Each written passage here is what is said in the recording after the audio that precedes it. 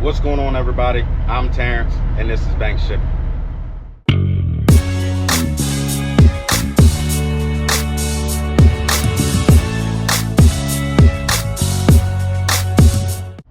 Good morning. Hope everybody's having a good morning so far.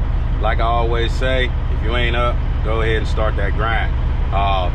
As you all know, I took a nice long weekend last week. I stopped work on Wednesday, took off Thursday, Friday, Saturday, Sunday. Went to a wedding in New Hampshire, had a great time, spent a lot of good time with family and friends and stuff like that. But then we got thrown a loop with the hurricane, Henry, however they were pronouncing it. But since it was headed that way, our flights got canceled. So since our flights got canceled, we were stranded basically.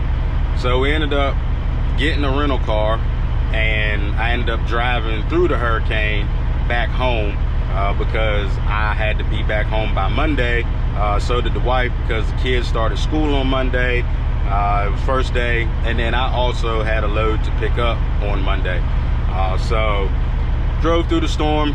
Wasn't really that bad. There were some bad spots, but was really only in the storm for about 2 or 3 hours out of a 9-hour drive. So got home, a little late Sunday, and Monday put the kids on the bus. Got my new fifth wheel put on, so no more slop in the fifth wheel. That took about 15 minutes or so, and then went and got loaded at my customer. And today is now Tuesday. We had 2 drops, one in Prince George, Virginia, one in Chesapeake, Virginia. So I just finished my last drop.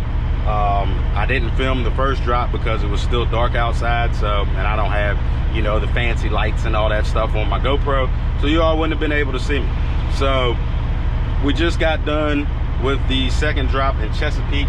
Now we are going to head to Elizabeth City, North Carolina, which is only about an hour away, to pick up a load, head it back up to the house.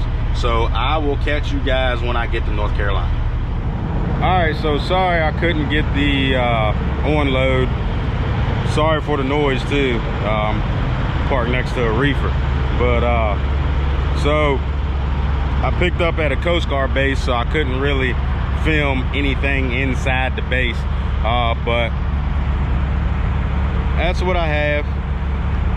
All they are is some stands for them to work on helicopters for and airplanes. So the Coast Guard base that I went to was down in Elizabeth City, North Carolina, and basically all they do at this place that I picked up, that certain hangar, is they bring in different Coast Guard helicopters to retrofit them with new technology. So basically they just update them. They come in, they strip them completely down, they put all new computers and technology and all that good stuff in there, they button everything back up, and then the helicopters are good to go for however long. But they use these stands to get up and work around the top and everything like that. So what these are, they're going back to Pennsylvania for repairs, I guess. After so long, they send them back, make sure they're okay, repair them and all that stuff. So had to wait about an hour and a half to get loaded, and then they didn't have, these things are kind of awkward, so they ended up having to have 2 forklifts, one on each side. They picked it up, and then I backed underneath of it, and I chained the first one down so that it wouldn't go nowhere. I pulled up, they lifted the other 2 up, I backed under that, so on and so forth. So we're loaded. This goes to Waynesboro, Pennsylvania in the morning. I am currently in Ashland, Virginia, at the TA. We're going to shut it down here. I pretty much ran my log to the seconds, and I ain't going to push it no further because it is brake safety week. DOT man is out there watching. So even though they checking your brakes, they still check everything else too. They just put an emphasis on brakes. So the last thing I want to have is any type of discrepancy or any questions about how I got from here to here in this amount of time on my log. So we're going to shut it down here. I'm going to go in. I already got some fuel. I cleaned my windows, all that good stuff. So now we're good for the night. I'm going to go in here, give me some pie pies, eat me some chicken for dinner, and then I'm going to get back to it at the morning. I'll holler at y'all in the morning time. It's true.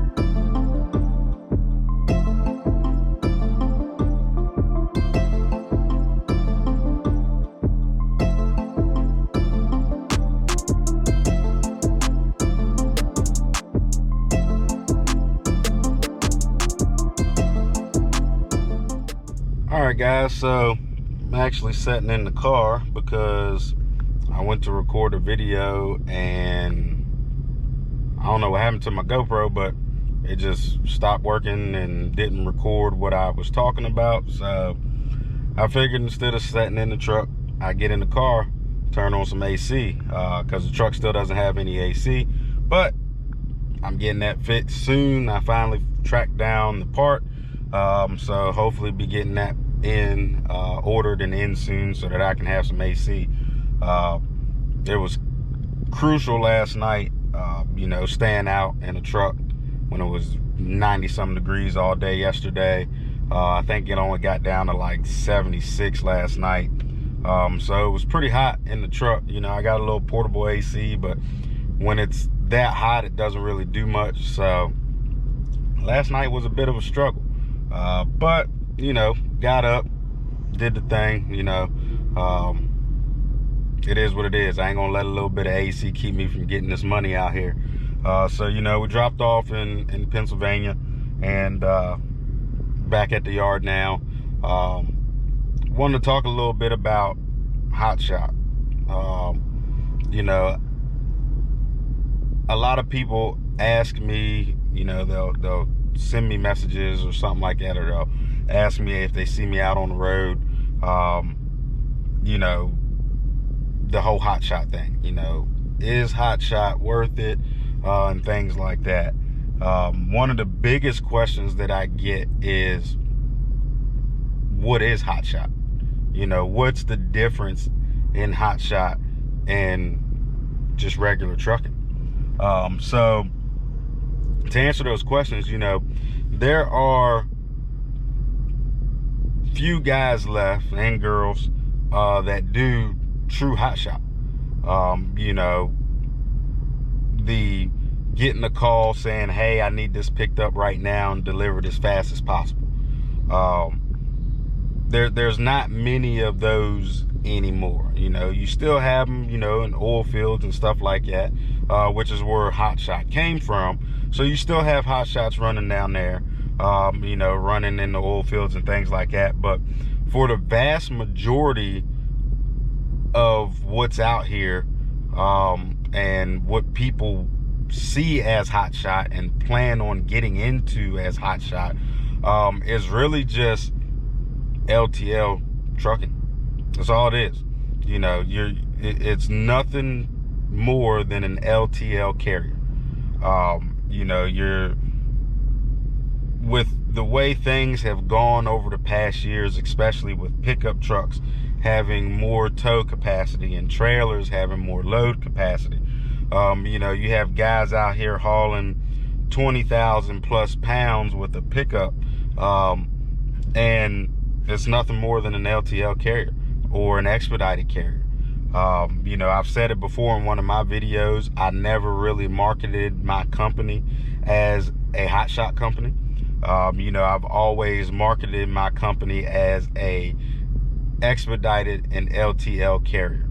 The reason for that is because that's essentially what I was. I didn't really do Hotshot work. I did expedite work. So that's what I marketed my company as. That's what I'm known for a lot with the customers that I have, is expedite. Hey, can you pick this up and get it here by next morning or same day? That's expedited freight. So it's not, a lot of the Hotshot guys, the true Hotshots, they're just in pickup trucks. They're hauling drill bits or something like that, just one. So a few pallets of material from a regular freight shipper, that's really not Hotshot. That's LTL. Or if it's same day or next day, in my eyes, that's expedite. So know your difference between Hotshots and expedited and LTL carriers. I understand we all get grouped in together, but the reason that I wanted to have this conversation is because most of the guys out here and girls out here, we aren't Hotshots. We are LTL and expedited carriers. So when you know that, look at the other established LTL carriers. Look at FedEx, look at UPS, look at RL carriers, Look at all these roadway, look at all these LTL carriers and see what they bill for certain things. See what their rates are for certain things. Because I can tell you from experience, these LTL carriers can charge a lot, and they do for certain things. So when you're thinking about a rate to run something, call an LTL carrier. I've done it before, okay? It wasn't because I was trying to figure out a rate, but it was to prove a point to one of my customers. You know, it was very early on in our, you know, business relationship. You know, they asked me to move something. I gave them a rate, and they told me that they thought the rate was a little high. So they were just going to ship it via LTL carrier. That's fine with me, you know. So they ended up calling me back, which I had already called. You know, you can call RL carriers or FedEx or something like that, and you can get, or go online and you can get a quote. You know, you put in the dimensions and everything, you can get a quote of how much that's going to cost to move that mileage from that zip code to that zip code, you know. So I had an idea of what that LTL carrier was going to charge that customer. And it was more than what I was going to charge. And, you know, my rates are pretty competitive, but they're not cheap.